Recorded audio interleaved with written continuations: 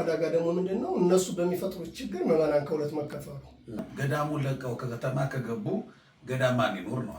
መነኩሴ ወጣት ሴቶችን ይዞ እየዞረ ዓለማውያን ደግሞ የማይሰሩት መነኮሳት ብቻ ወይም ቆሞሳት የሚፈጽሙት ደግሞ አገልግሎት ስላለ ሀብት ንብረትን ጥለው የመነኮሱት አባቶች በዚህ ደረጃ ካሉ የሚል ሌላው የመሰናክል። በስመ አብ ወወልድ ወመንፈስ ቅዱስ አሐዱ አምላክ አሜን። ሰላም በመላው ዓለም የምትገኙ ውድ ኦርቶዶክሳውያን እንደምን አላችሁ? ይህ ማርያም ሚዲያችን ነው።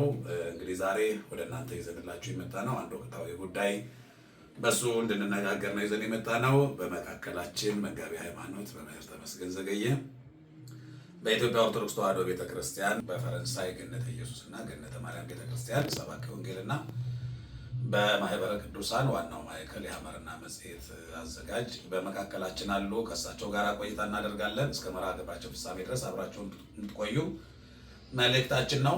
እንግዲህ በርዕሱ እንዳያችሁት ከሰሞኑ የሚመላለስ በሚዲያ ላይ አንድ ጉዳይ አለ። በሱ ጉዳይ እንነጋገራለን። መጋቢ ሃይማኖት በመካከላችን ስለተገኙ ፈቃደኛም ስለሆኑ እናመሰግናለን። እንኳን ደህና መጡ። እንኳን ደህና ቆዩ። እንግዲህ በመግቢያችን ላይ እንዳነሳሁት የመነኮሳትን ጉዳይ ምክንያት በማድረግ መነኮሳት ከከተማ መውጣት አለባቸው የሚል አንዱ ሐሳብ አለ። አንደኛው አካል ደግሞ አይ ማን ነው ከተማውን ማን ሊይዘው ነው? ማን አስወጪ ማን ወጪ ሊሆን ነው? ማን ነው የሚያስወጣው? ማን ነውስ የሚወጣው? የሚል በሁለት ጎራ የተከፈለ ግን በአንድ ቤተክርስቲያን ያለ አገልጋይ አገልግሎቱ ላይ የተሰማሩ አካላት አሉ። በዚህ ርዕሰ ጉዳይ ላይ ብዙ ሀሳቦች ይነሳሉና በዚህ ጉዳይ ላይ ነው እንግዲህ ቆይታ የምናደርገው። መነኮሳት በከተማ ቢኖሩ የሚያስከትለው ችግር ምንድን ነው ብለው ያስባሉ? እግዚአብሔር ይስጥልኝ። መጋየት በጣም መሰረታዊና ትልቅ አጀንዳ ነው የተነሳው።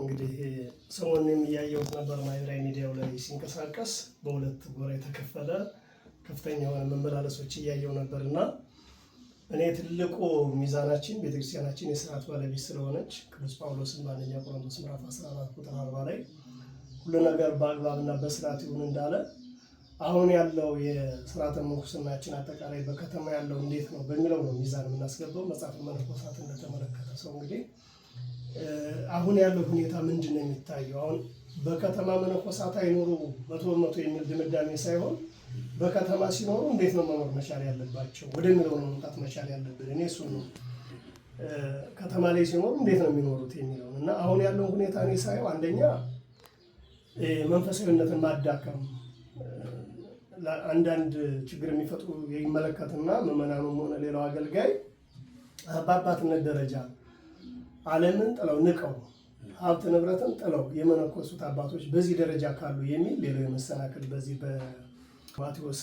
ወንጌል ላይ አይቼው ነበር 16:8 ላይ አንድ ሰው ከምታሰናክል የመጅ ድንጋይ ተንጠልጥሎ ከጠለቀ ባህር ብትገባ ይሻላል። እንግዲህ የመጅ ድንጋይ ጽኑ ቀኖና ማለት ነው።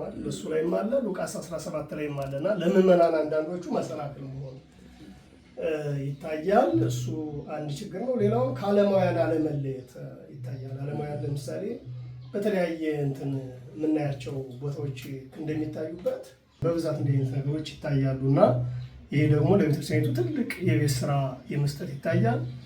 ይሄ ፍቃደ ስጋን ለፍቃደ ነፍስ አስገዝቱ የእነንጦርስ የነመቃርስን ህይወትና አሁን ያለው ሁኔታ ስንመለከት በጣም የሰማይና የምድር ያህል ከፍተኛ ልዩነት ያለው ስለሆነ ካለባበስ እስከ አመጋገብ ካነጋገር ጀምሮ የአባቶቻችን ስርዓት የተከተለ ነው ወይ የሚለው በጣም ጥያቄ ምልክት የሚያስነሳ ነው። ኢቭን አሁን ውይይቱን ሊቃውንቱ ሲያነሱ እንኳን እየተሰጠበት ያለው ግብረ መልስ በጣም ምዕመናንን የሚያሳዝንና አንገት የሚሰብር እንደውም የበለጠ ደግሞ ሌላ ዱላ ለማቀበል አይነት መልስ የምናይበት ነገር ነው ያለና ገዳማዊ ሕይወት ራሱ የሚፈታተን ነው። ምክንያቱም ገዳማት እንግዲህ ትልልቅ አባቶች ያሉበት ለዓለም የሚጸልዩ ለእኛ ሁሉ ተስፋ የሚሆኑ አባቶች ያሉበት ነውና ከዚህ አንጻር አባቶችን ይሄ በተለይ ጤዛን ስብ ድንጋይ ተንተሰው ድምፃራ ይታግሰው በየገዳማቱ ለዓለም የሚጸልዩትን አባቶች ትውልዱ እንዲጠላ በር ይከፍታል፣ ዱላ ያቀበላልና ሁሉንም በእነሱ ምክንያቱም ይሄ ማጣሪያ ሚዲያው ብዙ ጊዜ ማጣሪያ ስለሌለው ፊልተር እንዲያደርግበት እሱ በደንብ አደጋ ላይ እያመጣ ነው ያለውና እኔ በአባትነት ደረጃ የሚሰጡ በተለይ በዚህ ምንኩስና እንግዲህ ትልቅ ስለሆነ የክብረ ክህነትንም እንትን አንዱ የምናይበት መነጽራችንም ስለሆነ እሱን ሁሉ የማውረድ ሁኔታ ይታያል። ከዚያ ትልቁ አደጋ ደግሞ ምንድነው? እነሱ በሚፈጥሩት ችግር ምዕመናን ከሁለት መከፈሉ። አሁን እኔ ቤተክርስቲያኒቱን አጀንዳ የመስጠት አይነት አርያ አይቼዋለሁ። አሁን ቤተክርስቲያኒቱ ያለችበት ነባራዊ ሁኔታ ይታወቃል። በዚህ ሰዓት ከመነኮሳት ይጠበቃል ብዬ የማስበው ምንድን ነው? በአንድ ላይ ሆኖ ለአለው የሀገሪቱና የቤተክርስቲያን ችግር በሚፈጠሩት መጸለይ እንጂ የጉባኤ ታትሮን ሲያሻቸው የመምህራን እንደቤት የገረፋቸው ታላላቆቹ መምህራን ያውም ግለሰብ ጠርተው ሳይሆን አካሄዱን ሲሞግቱ ይሄ መንገድ የሚሰድ አይደለም ብለው ሲሉ በቃ ይሄ እኛን ሊመለከት ይችላል። ራስን ማየት አንዱም እኮ መሸነፍም ጭምር ነው አይደል? ልከኝነት ከልከኝነት ወጥቶ ግን አሁን እያየናቸው ያለው ነገር የተከፈለና ይሄ ነገር እኔን ነው ማለት ነው በሚል መጎራወሮች የምናይበት ስለሆነ ለቤተክርስቲያኒቱ ትልቅ ኪሳራ እውነት ለመነጋገር እኔ አንዳንዶቹ እንደውም እኮ ከነማን ጋር እንደሚውሉም ሲመለከቱ ማለት ነው። መቼም አዋዋሌ ወስነዋል አይደለ? አሁን አንድ መነኩሴ ወጣት ሴቶችን ይዞ እየዞረ የምታየው ከሆነ ምንድን ነው ማለት በግብር እንኳን ባይሆን ሁኔታዎችን አይቶ ሰው ይሰናከላል። እነዚህ ነገሮች ሁሉ ጥያቄ ምልክት ውስጥ የሚያስገቡ ናቸው። የሚገኙባቸው ቦታዎች አሁን አዲስ አበባ አካባቢ ስንመለከት በቅዳሴ ሰዓት ምዕመናኑ ተሰብስቦ እያስቀደሰ ባለበት ሰዓት አንዳንዶቹ ሌላ ዓለም ውስጥ ነው ያሉት እና ይህ ሁሉ ቤተክርስቲያኒቱን ቀጣይ ትልቅ የሆነ የቤት ስራ ይጠብቃታል እና እኔ በእውነቱ ይሄ አጠቃላይ የምንኩስና የአኗኗር ሕይወት ሕገ ቤተክርስቲያኑን በተመለከተ ስርዓት አለ። አሁን ስርዓት የላትም ማለት አንችልም። ቤተክርስቲያኒቱ ስርዓት አላት። ግን ያንን በክትትል አሁን የግብጾቹን ሄደው የተሞክሮ ያዩ ሰዎች እየነገሩ ነበርና ገዳሙ ለተልእኮ ካላሰማራው በስተቀር ከተማ ላይ እንደዚህ ሲዞር አይታይም። በቃ በገዳም ነው የሚኖረው። በገዳም ነው የሚኖረው። የሚያስፈልገውን ነገር ገዳሙ ያሟላል።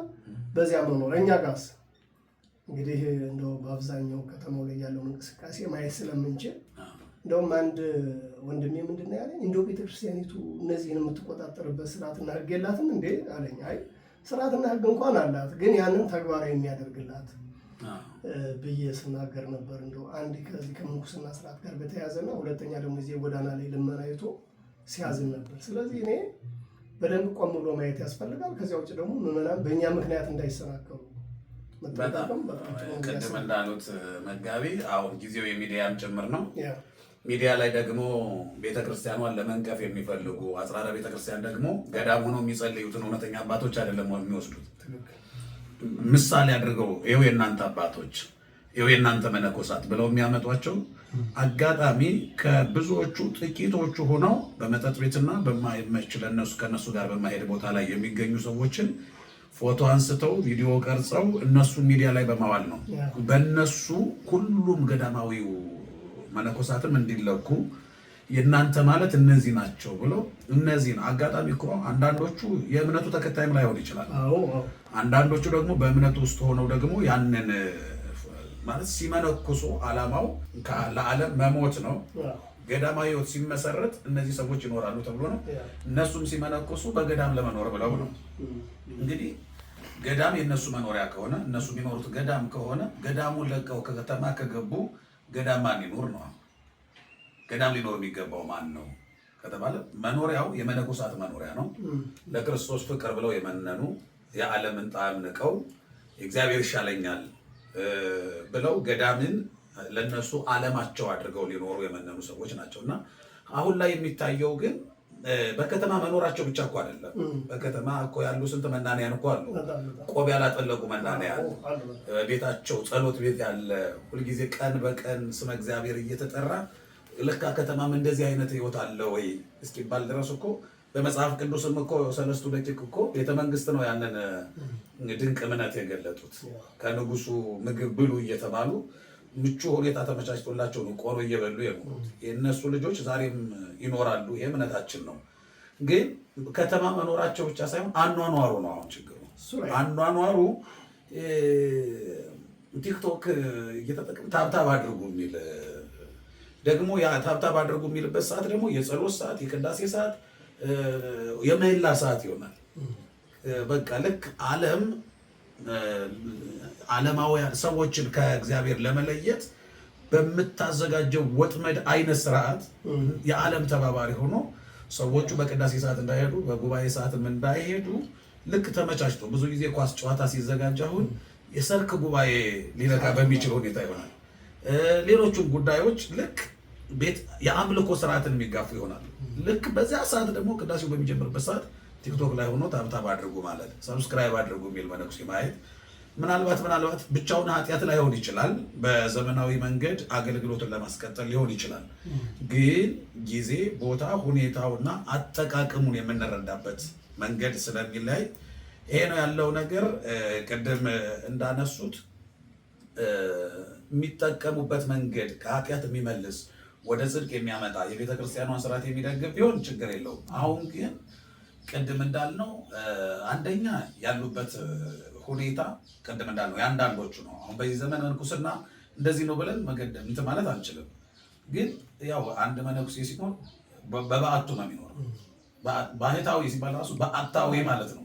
በዓቱን ያጸና ባህታዊ ደግሞ ማለት ብቸኛ ማለት ነው። ለብቻው የሚኖር ልክ ማግባት አይፈልግም። በቃ ትዳሩ በዓቱ ነው፣ ትዳሩ ቆቡ ነው።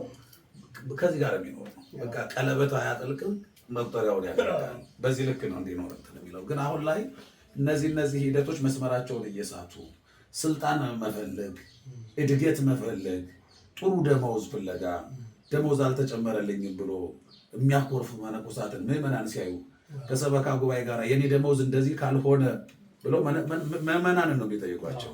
ሰበካ ጉባኤ አካል ሆነው ሲገቡ እንዴ ለካ መነኮሳት እንደዚህ ናቸው ደሞዝ ካልተጨመረልኝ ብለው የሚጨቃጨቁ ናቸው ብለው ክብሩ እየወረደ ነበር። እውነት ለመናገር ያኔ እንኳን ጳጳሳትና መነኮሳት ይቅርና ለዲያቆን የነበረው ክብር እንኳን ለዲያቆንና ለካህን አይደለም የካህን ሚስት የነበራት ክብር ሲታይ፣ አሁን ግን እንኳን የካህን ሚስት ባሏ ራሱ የማይከበርበት እንኳን ዓለማዊው ካህን መነኮሳት ራሱ የማይከበሩበት ዘመን የመጣው እንደዚህ ለሚዲያ የሚያጋልጥ ነገር እየሆነ ነውና እስኪ አሁን ላይ ሌሎች ተጨማሪዎቹ ክፍተቶች እንደዚህ እያነሳን መጨረሻ ላይ እንዲያው መፍትሄው ምን ቢሆን ይሻላል የሚለውን እናነሳለን። ምናልባት አሁንም በክፍተቶቹ ላይ የሚታዩ ስህተቶች ነቢያትን የሚሉ አሉ። አሁን ትንቢት የሚናገሩ መነኮሳትም ሆነው እኮ ትንቢት የሚናገሩ አሉ። ያ ብቻ አይደለም ደግሞ ጎን ለጎን የጥንቆላውን መንገድ የሚከተሉ አሉ። በቃ ትንቢት ተናገርን ብለው ነገ ዓለም ታልፋለች። ትንቢት ተናግረው ሲጨርሱ ሰብስክራይብ አድርጉ።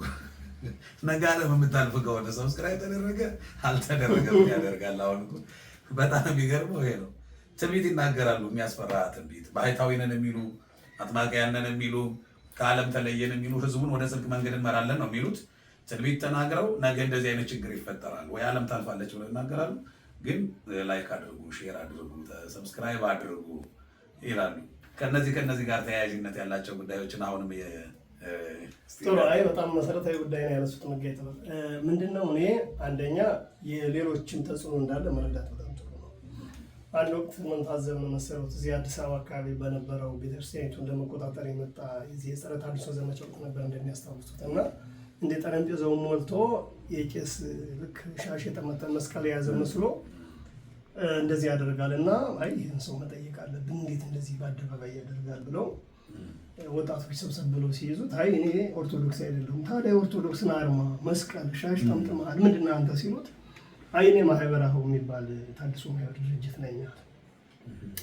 በወቅቱ እንዲጠየቅ አድርገዋል ወጣቶች ሰብሰብ ብለው። አሁንም እኔ አንዳንዶቹን ያሉበት ራሱ በትክክል እንደው የምንኩስናውን ህይወት እየኖሩት ነው ወይ የመነኮሱበት ገዳም አኗኗራቸው ራሱ በየት ነው የሚለው በደንብ ቤተክርስቲያኒቱ በኋላ መፍትሄው ላይ መጠቆም ያለብን ይመስለኛል። ሬጂስተር አድርጎ መያዝም ያስፈልጋል ብዬ አስባለሁ። እና አሁን አኗኗራችን ቅድም እርስዎም አንስተውታል። ቅዱስ ጳውሎስ ለመንፈስ ቅዱስ ልጁ ለጢሞቴዎስ የነገረው አለ።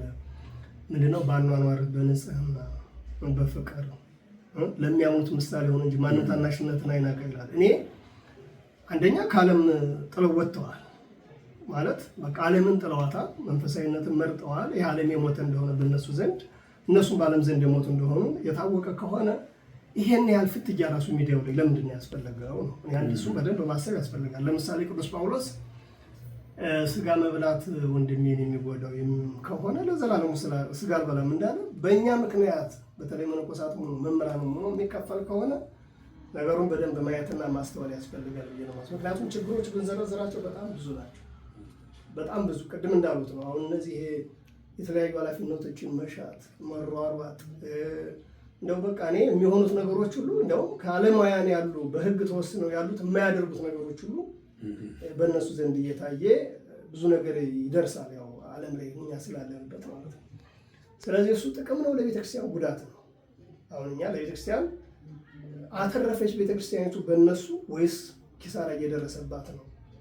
ህዝቡ በእነሱ እየተጠቀመ ነው ወይስ እየተጎዳ ነው የሚለው ሰሞኑን ባለው የሚዲያ መወራወር ማየት ይቻላል። እውነት ለመነጋገር በጣም ቀስም የሚሰብር የሚሰጡት ግብረ መልሶች ራሱ ከአባቶችን የማይመጥኑ የምናገኛቸው አሉ። መቼም አባቶች የሚሰደውን ቢሰደብ እንኳን ስደብ የሚል ነገር የለውም። ከነሱ የሚጠበቅ አይደለም። እያየናቸው ያላቸው ሰብሰብ ብሎ ራስን ማየት ያስፈልጋል። እኔ በዚህ ደረጃ ነኝ ብሎ መገመት ያስፈልጋል እንጂ ሁኔታዎች ሁሉ በጣም ከመስመር የሰዓቱ ቅድም ብለነዋል። ደግመን ብናነሳውም ቀደም የነበሩ የእነ እንጦንስ የእነ መቃርስን ህይወት መቼስ እናነባለን በመጽሐፈ መነኮሳት የሌሎችንም አባቶች ቅድም ብለውታል። እሱ በዚህ በገጠሪቱ ኢትዮጵያ ያሉት አባቶች አኗኗር ሁኔታ እንዴ ያ መነኩሴ እኮ ሲመጣ እጁ እንደዚህ አመሳቅሎ አባታችን መጥቷል ብሎ እኮ የሚጠብቅ ህዝብ ነበር የነበር።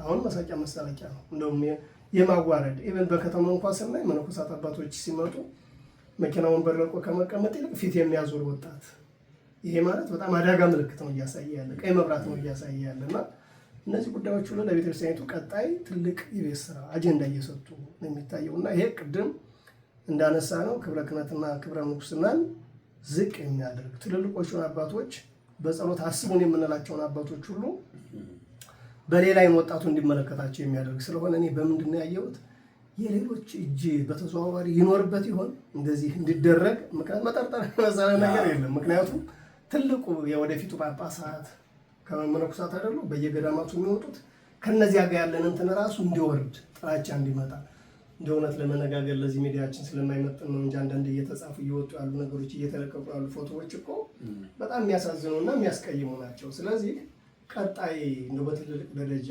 በአባቶች ደረጃ ቤተክርስቲያኒቱን በኃላፊነት በሚመሩት ደረጃ ራሱ እንዳያምኗት እንዳይታመኑ የሚያደርግ ሁሉ ስለሆነ ቆም ብሎ ማየትና ራስን መሰብሰብ በጣም ጥሩ ነው ብዬ አስባለሁ።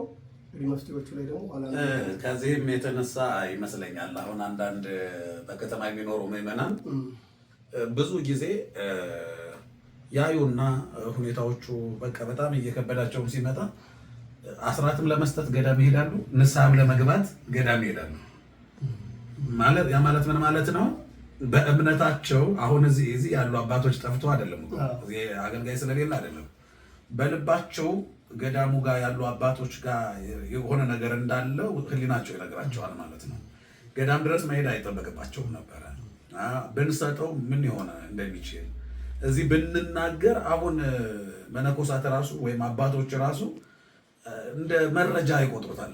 ኑዛዜ ነው በራሱ እንደዚህ ከዚያ ምዕመናን ራሱ ስጋት እያደረባቸው ነው ማለት ነው። ገዳሚ ነው ድሳ የሚገቡ እዚህ ብናገረው ወይ እንዲህ አድርጊያለሁ ብል ለባለቤት ሊያወጣብኝ ይችላል አይነት እዚህ ድረስ ደርሷል ማለት ነው። ያ ማለት ነው መተማመኑ በመካከል የለም ማለት ነው። ልጅና አባትን በትክክል ለእግዚአብሔር ነው የምናገረው ብሎ በከተማ ያሉትን አካላት የማመን ጠቅለል ስናደርገው አጠቃላይ የአገልጋይን ሕይወት ነው የሚያጠቃልለው። ምናልባት የነሱ የጎላ ስለሆነና ከዓለምም የተለዩ ናቸው ብለን ስለምናስብ ከእኛም የተሻሉ ናቸው ብለን ስናስብ እኛ አንድ ጊዜ የዓለምን ጣዕም ፈልገን በጋብቻ በትዳር ተወስደን ዓለማውያን ነው የምንባለው እኛ፣ እነሱ ገዳማውያን ነው እና ዓለማውያን የዓለምን ስራ ለስጋ የሚያጓጓ ነገር ሊያደርጉ ለስልጣንም የሆነ ነገር ኃጢአት ያልሆነውን ነገር ሊያደርጉ ይችላሉ። እነሱ ጋር ሲመጣ ግን ለሌሎች አገልጋዮች የተፈቀደ ወይም ባለትዳር ለሆኑት አካላት የተፈቀደው ሁሉ ላይፈቀድላቸው ይችላል። እዚህ ጋር ልዩነት አለና ከዚህ አንጻር እነሱ ጋር ይጎላል እንጂ የብዙዎቻችን አገልጋይ የአገልግሎት በተገልጋዩ ሕዝብና በአገልጋዩ መካከል ያለው አገልግሎቱ የተዘረጋበት መስመር ጥያቄ ምልክት ውስጥ ገብቷል።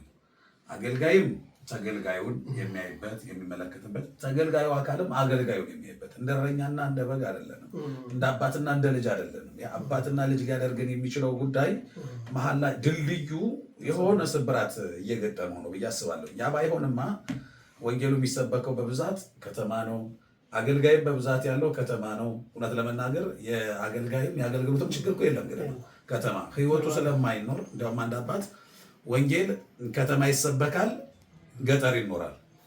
የሚኖረው ገጠር ነው፣ የሚሰበከው ግን ከተማ። ጉባኤዎቹ ሲታዩ ከተማ ላይ ይበዛሉ።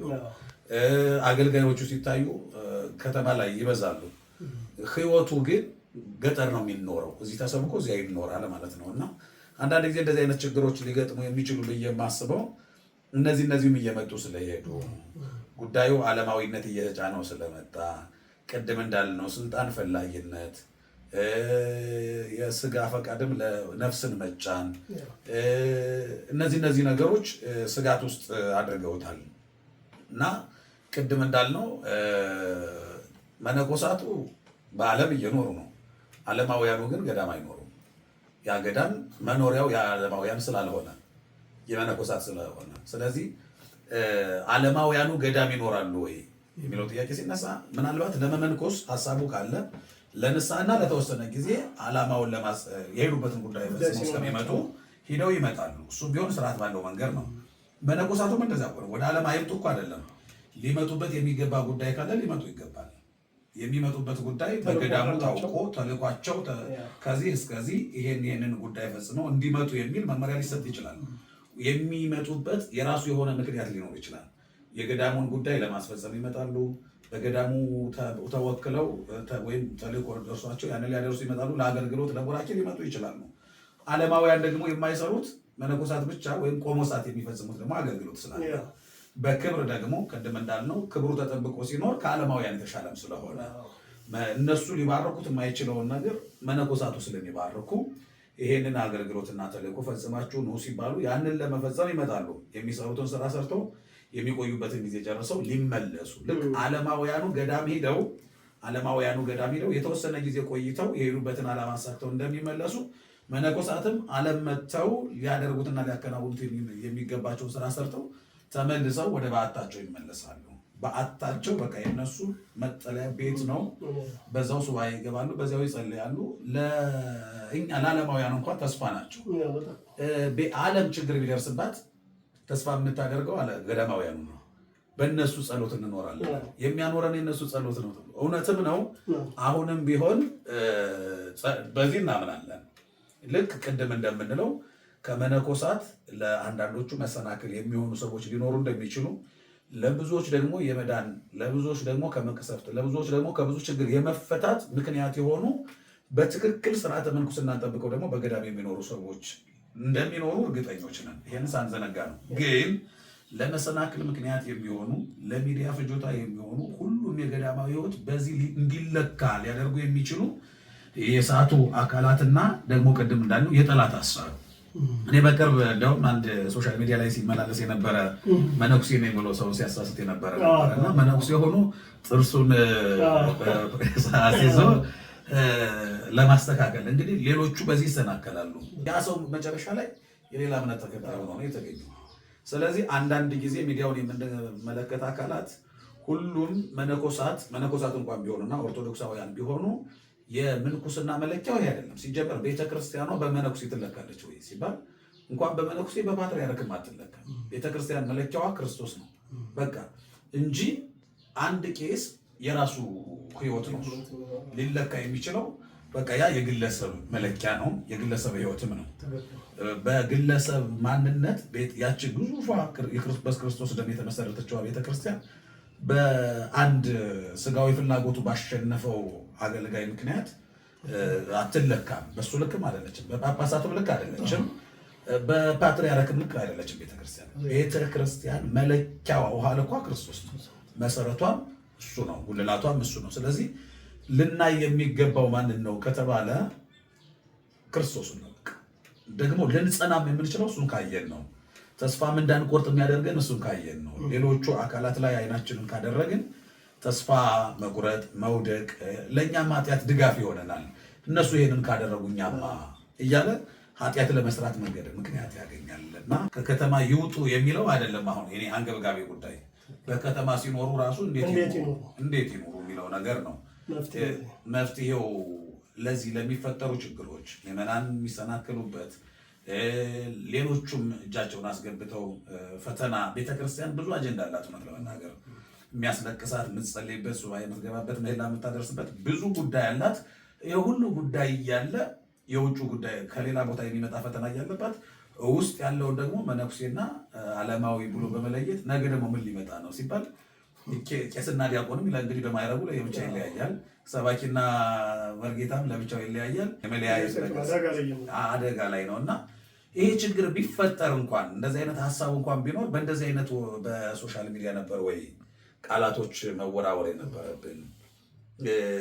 እንዲያው አሁን ላይ ላለውም ሆነ ወደፊት እንዲህ ቢሆን የሚሉት መፍትሄ ነገር ላይ ጥሩ አንድ ሁለት ሶስት ጉዳዮችን ላንሳ። የመጀመሪያው ችግር አለ ብለው የመፍትሄ አቅጣጫ የሚጠቁሙትን በተለይ ጉባኤ ቤት መምህራን ብዙ የደከሙትን መምህራን ሀሳባቸውን ማዳመጥ፣ ይሄ ለእኔ ነው ብሎ ግብረ መልስ ለመስጠት ከመላላት መጀመሪያ የመምህራኑን ሀሳብ ከመጽሐፈ መነኮሳት ከመቃርስ እንጦንስ ጉዞ አንጻር ማየት፣ በራሴ ፈቃደ ስጋ ብቻ መመዘን የለብኝም እሱን። ሁለተኛው ግን ተጠያቂነት ቢኖር አሁን የኛ ጋር ያለው መሰረታዊ ችግር ህግ አለ፣ ስርዓቶችም አሏት። ቤተክርስቲያኒቱ መቼም የስርዓት ባለቤት ናት፣ የህግ ባለቤት ናት። በዚህ ምንም የምትታማ ቤተክርስቲያን አይደለችም። ግን ያፈጻጸም ችግሮች ነው አሁን እየታየ የሆነ አካል አንድ ነገር ይላል፣ ከዚያ በኋላ ይወራወራል እንጂ የሚዲያ አጠቃቀም ፖሊሲ ቢኖራት። አሁን እኔ ይሄ አጠቃላይ የሌሎችንም ለማየት እየሞከርን ነበር። የመነኮሳት የአጠቃላይ ካህናት የአገልጋዮች የሚዲያ አጠቃቀም ፖሊሲ መኖር አለበት። እሱ በጣም ቤዚክ ጉዳይ ነው። ያ ካለ በዚያ ትጠየቃለች። ከዚያ ውጭ ሰው እንዳነሱ ሶስተኛው ነገር ምንድን ነው? ግለሰቦች በሚፈጥሩት ችግር ታላቋን ቤተክርስቲያን መለከት የለብንም። ይህ የሚሰመርበት ጉዳይ ነው። አንድ መነኩሴ፣ አንድ ቄስ፣ አንድ ሰባኪ ወይም አንድ ጳጳስ የኢትዮጵያ ኦርቶዶክስ ጠቅላላ እንትን የሚለካ አይደለም። ቤተክርስቲያኒቱ ከነሱ በላይ ስለሆነች ማለት ነው። ይሄንን መረዳት ያስፈልጋል። አሁን እኛ የገጠመን ችግር እሱ ነው። ቤተክርስቲያኒቷን በሆነ አካል እነሱ እንደዚህ አሉ እያለ መወራወር ይታያልና እንዲህ አይነት ነገሮችን መቆጠብ ብንችል በጣም ጥሩ ነው ብዬ አስባለሁ። ከዚያ ውጭ ግን ትልቁ ነገር ምንድን ነው? ብዙ ጉዳዮቻችን እንደዚህ የሚወጡ ከሆነ በውስጥ እንዳሉት ተጻጽፎ ማስተካከል ቢቻል ጥሩ ነው። እንግዲህ አሁን እኛ ምንድነው ተቀምጠን የሰቀልነው ቁመን ለማውረድ ነው ችግር። አንዳንድ ጉዳዮች በወቅቱ ሀይ ባለመባላቸው መስመር እንዲይዙ ባለመደረጋቸው፣ በነገራችን ላይ አብዛኞቹን መነኮሳት እንደዚህ እንደ አለማውያን እንዲኖሩ ያደረጋቸው ራሱ ምኑ እውነት ለመነጋገር። ምክንያቱም ከገዳም ሁሉ እያስወጣ ይዞ ይመጣና ለአንዳንዶቹ ቤት ይሰጣል፣ ለአንዳንዶቹ መኪና ይሰጣል። በቃ የማይደረግ ነገር ሁሉ ይደረጋል። አለማውያን እኮ ያደርጋል። ያው የትምህርትም ችግር ይመስለኛል እንግዲህ እና እሱ ምዕመናንን የሚያሰናክሉ አገልጋዮች እንዳሉ ሁሉ አገልጋዮችን የሚያሰናክሉ ምዕመናንም አሉ። እኔ እሱም በደንብ ቢታይ ጥሩ ነው ብዬ አስባለሁ ለማለት ነው። እንደው ከረጅም ባጭሩ መፍትሄዎቹ እነዚህ ቢሆኑ ብዬ አስባለሁ። በጣም ጥሩ። ቅድም እንዳነሱት በተለይ አገልጋዩ ሶሻል ሚዲያ እንዴት ይጠቀም የሚለው ደግሞ በጣም ወሳኝ ነው ሀሳብ ነው። ስርዓት ሊሰራለት የሚገባ ነው። ምክንያቱም የአውደ ምሕረቱ አገልግሎት እንዴት መገልገል እንዳለበት ተሰርቷል። የቅዳሴው አገልግሎት እንዴት መከናወን እንዳለበት ተሰርቷል። አሁን ደግሞ ከመቅደሱ ከቅኔ ማህሌቱ ከቅድስቱ ከአውደ ምሕረቱና ከአዳራሽ አገልግሎቶች ባሻገር ሌላ ማገልገያ መንገድ፣ ሌላ አውደ ምሕረት፣ ሌላ ማስተማሪያ መንገድ መጥቷል ማለት ነው። ከመጣ እሱ እንዴት ይሁን? የቅዳሴው ስርዓት አለው፣ የማህሌቱ አለው ስርዓት አለው፣ ስርዓተ ማህሌት አለው፣ ስርዓተ ቅድስት አለ፣ ስርዓተ መቅደስ አለ፣ የአውደ ምሕረቱ ስርዓት አለ። በዛ መመሪያነት ይቀጥላል፣ ትምህርቱም ይቀጥላል። ማስተማሪያ መንገዱ ግን በምን መንገድ? አንዱ እየቀደሰ አሐዱ አብ ቅዱስ እያለ ሰልፊ ፎቶ ይነሳል፣ ቪዲዮ ይቀርጻል። አንዱ ታቦት ተሸክሞ በነገራችን ላይ እንዳላቋረጠው እሱን በተመለከተ የአዲስ አበባ ሀገረ ስብከት በብፁዕ አቡነ ሄኖክ የአዲስ አበባ ሀገረ ስብከት በጊዜ ሊቀ ጳጳስ ሕግ ወጥቶ ነበር። እንደዚህ የሚጠቀም አገልጋይ ካለ በሕግ እንዲጠየቅና እርምጃ እንዲወሰድበት። ችግሩ ግን ምንድን ነው? ቅድም እንዳልኩት አፈጻጸም እሱና ወሳኝ ጉዳይ ስላነሱ በጣም ወሳኙ ነገር ነው። ምክንያቱም አንድ ሰው እኮ በጸሎት ጊዜ በቅዳሴ ጊዜ በአገልግሎት ጊዜ ከእግዚአብሔር ጋር ነው የሚነጋገር ተብሎ የሚታሰበው። ሰው ከእግዚአብሔር ጋር እየተነጋገረ ሌላ ንግግር አሁን ላያስፈልግ ይችላል። አባቶች ሲሰሩት እንግዲህ የማስፈጸም ታች ወርዶ ተግባር ላይ የማዋለው ጉዳይ ነው። ምክንያቱም ከእግዚአብሔር ጋር እየተነጋገረ ከዚያ የበለጠ ሌላ አጣዳፊና ሌላ ችግር ሌላ ሊያወራው የሚችል ሌላ ወዳጅም የለም።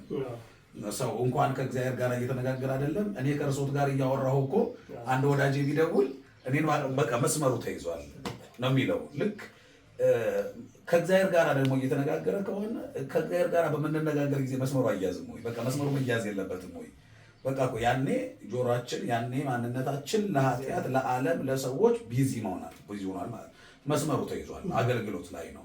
ከሰማዩ አባቱ ጋር እየተነጋገረ ነው። ይህንን አቋርጦ አቤት ወለተ ማርያም አቤት አባ የሚለው ንግግር ያስፈልጋል ከተባለ ንግግራችን ከእግዚአብሔር ጋር ቢያንስ ቅድም እንዳልነው ሌሎቹ የምንላቸው ሲወጡ ነው። አሁን ኃጢአት ውስጥ ውጭ የሚል እንትን ባይኖረውም መቅደሱ ውስጥ ሲሆን ደግሞ የበለጠ ኃጢአት እዚህ ሲሰራና እዚያ ሲሰራ የሚለውን ደረጃ ባናወጣለትም ኃጢአት ዓለም ላይ ሲሰራ ኃጢአት ቤታችን ስንሰራው ኃጢአት መቅደስ ስንሰራው ግን ዝም ብሎ ህሊናችን የሚነግረን ነገር አለ እና ያ ማንነት ክብደቱ መቅደሱ ውስጥ ስንሆን ቢያንስ ያ የምንቆየው 1 ሰዓት ወይ 2 ሰዓት ሊሆን ይችላል አስቀድሰን እስከምንወጣ።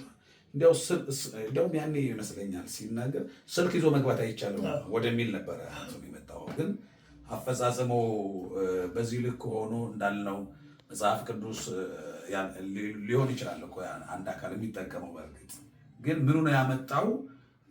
ኪሳራው እያመዘነ ስለመጣ ጥፋቱ እየበለጠ ስለመጣ እኮ ነው እንጂ ሰው ሊጠቅም የሚችለውን ነገር አሁን ሁሉም ነገር በስልክ ሆኗል። መጽሐፍ ቅዱስ የሚመለከተው በስልኩ ሊሆን ይችላል፣ በአንድም በሌላ ምክንያት ሊሆን ይችላል። ግን አጠቃቀሙ አፈጻጸሙ በዚህ ልክ ነው። እንግዲህ ቆይታችን በጣም ደስ የሚል ጊዜ ነበር። እንደ ማጠቃለያ የሚሉን መልዕክት ካለ ማጠቃለያ ይገሩና እንጨርስ።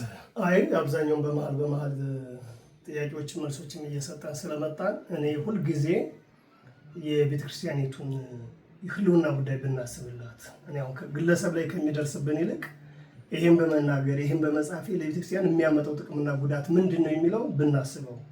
አንድ ሊቅ ምን ይላሉ? ጽሑፍ ስትጽፍ 2-3 ጊዜ ይየው፣ ከአይምሮ ጋር ተሟገትበት፣ ከመወርወር በፊት ከመጻፍ በፊት። ምክንያቱም የተለቀቀ ነገር አዳጋለሁ ለመላው ዓለም። ሚዲያ ደግሞ እሱ ስለሆነ እንደ የመጣልንን ሁሉ ከመተንተና መልስ ከመስጠት በፊት ለቤተክርስቲያኒቱ ምንድን ነው የሚጠቅመው፣ ለምዕመናን ምንድን ነው የሚያንጸው፣ በቆይቱ ትርፉ ምንድን ነው የሚለውን ነገር ማሰብ ብንችል። ቅድም እርስዎ አንስተውታል። ቤተክርስቲያኒቱ በጣም ብዙ ችግር ብዙ የቤት ስራ ባለባት ሰዓት ሌላ ዱላ ሌላ ነዳጅ እያርከፈከፍን ምዕመናንን ከበረት እንዲወጡና አባቶችን ወዳልሆነ መስመር እንዳዩ ባናደርግ ጥሩ ነው የሚል ማደማደሚያ ነው የምሰጠው። ጊዜ ስትል በጣም እናመሰግናለን። እንግዲህ ተመልካቾቻችን ቆይታ ያደረግነው ከመጋቢ ሃይማኖት መምህር ተመስገን ዘገየ ጋር በኢትዮጵያ ኦርቶዶክስ ተዋሕዶ ቤተክርስቲያን በአዲስ አበባ ሀገረ ስብከት የፈረንሳይ ገነተ ኢየሱስ እና ቅድስት ማርያም ቤተክርስቲያን ሰባኪ ወንጌል በማህበረ ቅዱሳን ዋናው ማዕከል የሐመርና መጽሔት አዘጋጅ ከእሳቸው ጋር ነው ቆይታ ያደረግነው።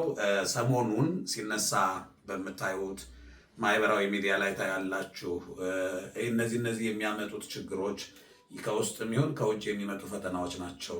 አንዳንዶቹ ቤተክርስቲያንን ስሟን ማንነቷን እንድንጠላ የሚያደርጉ የሌላ እምነት ተከታዮቹ ነው ቤተክርስቲያንን እንዲህ ናት ተብሎ ለማስነቀፍ ለማስተቸት፣ ከዛ ውጭ ደግሞ ክብረ ክህነት ዝቅ እንዲል እንዲጠላ የሚፈልጉ በልጆችና በአባቶች መካከል ያለው ህብረት መቃቃሩ እየሰፋ እንዲመጣ ያለው ሰንሰለት ግንኙነቱ እንዲበጠስ የሚፈልግ የጠላት አሰራር እንደሆነ ተረድታችሁ ደግሞ በቤተ ክርስቲያን ውስጥ ሲቀድሱ የምታዩዋቸው ሲሰብኩ የምታውቋቸው አገልጋዮች እንኳን ቢሆኑ ቤተ ክርስቲያን የምትለካው በአገልጋዮቹ ሳይሆን በክርስቲያኖች ሳይሆን በክርስቶስ በራሱ ነው እንጂ የምትለካው በአንድ አገልጋይም በአንድ አማኝም በአንድ ካህንም በአንድ መነኩሴም በአንድ ጳጳስም በፓትርያርክም ቤተ ክርስቲያን አትለካም። የቤተ ክርስቲያን መለኪያዋ ክርስቶስ ነው። ክርስቶስ ደግሞ እንከንና ነውር የሌለበት ድንቅ ንጹሕ ባህሪ ነው። ስለዚህ ቤተ ክርስቲያንና ክርስቶስን አይታችሁ በዚሁ ሃይማኖታችሁን እንድትቀጥሉ